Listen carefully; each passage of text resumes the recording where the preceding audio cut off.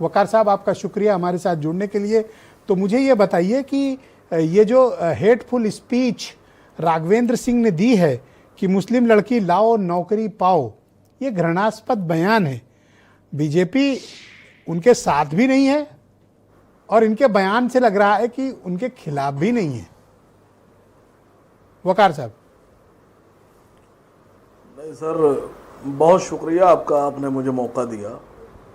Sir, जब हम लोग स्कूल में पढ़ते थे, इस इंटर वगैरह में 12th में थे, तो अक्सर हम लोग आपस में बातें किया करते थे। कभी जब किसी ने कोई गलत बात करता था, हम लोग उससे कहते थे कि भाई तुम्हारी शक्ल नहीं अच्छी है, बात तो अच्छी करो। या जिसकी जैसी शक्ल होगी वो वैसे ही बात करेगा, जैसा मुंह होता है वैसे ही आदमी बात करता है, वैसे ही उसकी मानसिकता हो जाती है सर। दूसरी बात आपको बताऊं, जब बीजेपी की सरकार नहीं थी तो क्या था, और अब बीजेपी की सरकार आने के बाद क्या स्थिति है। जब बीजेपी की सरकार नहीं थी तो जो लोग शराब का काम करते थे वो बहुत शर्माते थे और उनको बड़ा गिलानी फील होती थी। बीजेपी ने आकर ऐसा काम किया कि हर आदमी कहता है हम शराब का काम करते हैं। उसके बाद में बीजेपी की सरकार आने से पहले जो लोग लड़कियां छेड़ते थे, लड़कियों के पीछे जाते थे, उनको छिचोरा और लड़कीबाज कहा जाता था। आज बीजेपी कह रही नहीं, वही काम करो तभी नौकरी मिलेगी। इंजीनियर को नहीं मिलेगी, डॉक्टर को नहीं मिलेगी, वकील को नहीं मिलेगी, एमबीए को नहीं मिलेगी, एमसीए को नहीं मिलेगी, सीए को नौकरी नहीं मिलेगी। बीजेपी सरकार इन लोगों को नौकरी देगी। मतलब जो एलिजिबिलिटी है नौकरी पाने की डिग्री, वो बीजेपी की नज़र में ये है कि लड़की भगाओ, डॉक्टर मत बनो, इंजीनियर मत बनो, पायलट मत बनो।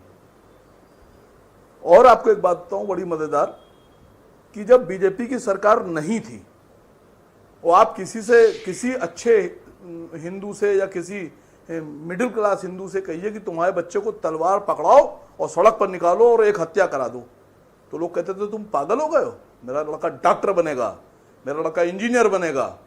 आज के दौर में बीजेपी ने स्थिति ला दी है कि सब अपने लड़कों को करे तलवार पकड़ो, घर पे सड़क पर जाओ, तलवार पकड़ो, कट्टा पकड़ो, सड़क पर जाओ। ये स्थिति आ गई है सर। जिसको देखिए वो नारे लगाता चल रहा है। और बीजेपी के जितने नेता, इनका कोई लड़का तलवार लेके नहीं चल रहा है, पूरे देश से तलवार पकड़ाए दे रहे हैं सर। और राघविंदर जी को सलाह दे रहा हूं। हाँ, मैं बिल्कुल टाइम दूंगा आपको। संजय जी वेट करना। दो जीजा बेरोजगार हैं। हाँ, एक जीजा का नाम है शहनवाज हुसैन और दूसरे जीजा का नाम है मुख्तार अब्बास नकवी। अरे पहले आप इन दो जीजाओं की नौकरी लगवाइए। बात करिए आप। तो मुझे आप बताइए कि इस तरह के स्टेटमेंट से क्या समाज में घृणा फैलाने की कोशिश है, ये सिस्टमैटिक पॉलिटिकल अटेम्प्ट है, या फिर जैसा संजय सिंह कह रहे हैं कि भावावेश में बोल गए होंगे, ये पार्टी लाइन नहीं है? देखिए, प्रवक्ता में और नेता में फर्क जानते क्या होता है? प्रवक्ता जो है वो पार्टी का पक्ष रखता है, सरकार का पक्ष रखता है, उसको पता होता है क्या बोलना है। और नेता को बेचारे को पता ही नहीं होता, उसको पता होता क्या पता कब ना वो सरकार का पक्ष रख पाता है ना अपने नेता का। भाई बकवास मत करो। नहीं, Sanjay ji please wait, Sanjay ji please wait, Sanjay ji please, Sanjay ji आप संयम बरतें, मैं समय दूंगा। हाँ, वकार साहब कंप्लीट करिए। बस कंप्लीट कर दिया सर। दूसरी बात, आप हम लोगों से क्या उम्मीद करते हैं? क्या हम लोग भी सब राघवेंद्र सिंह जैसे हो जाएं? कहीं आप उस तरह के, मतलब क्या चाहते हैं आप कि पूरा देश राघवेंद्र सिंह बन जाए? अरे आप तो आप बनेंगे सर? आप समर्थन करेंगे इनके बयान का? बताइए मुझे, आप कौन समर्थन करेगा इनके बयान का? तो क्या ऐसा बयान जानबूझकर, वही वाली बात की जिसकी जैसी शक्ल होगी वो वैसे ही बात करेगा?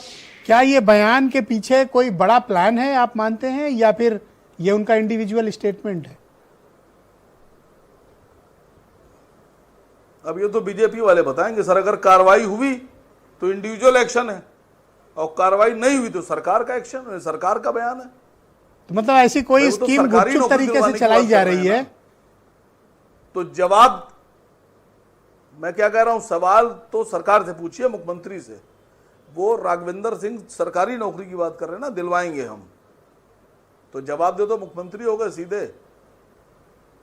ना आसिम वकार हुए, ना ब्रजेश मिश्रा जी हुए, ना संजय सिंह जी हुए, डायरेक्ट नहीं, पर कोई चीफ मिनिस्टर भी किसी को पूछिए उनसे नौकरी दिलाने की कोई गारंटी ऐसी नहीं ले स्कीम सकते। ला रहा है हमारे कोई यहाँ का जो Uttar Pradesh democratic recruitment process है उसमें कोई दखल नहीं दे सकता, पर राघवेंद्र सिंह के पास कोई तो ऐसा तरीका है कि वो गारंटी ले सकते हैं। सर इससे आगे कुछ नहीं बोलूंगा। मुख्यमंत्री से कहिए कि राघवेंद्र सिंह से सहमत हैं या नहीं सहमत हैं, क्या सरकार नौकरी देगी ऐसे लोगों को? तो होगा ये कि पूरे के पूरे हिंदू बच्चे जो हैं बेचारे नौकरी पाने के लिए सब पढ़ाई लिखाई छोड़ देंगे, सब यही काम करेंगे। थैंक यू वकार साहब, कृपया हमारे साथ जुड़े रहिएगा। मैं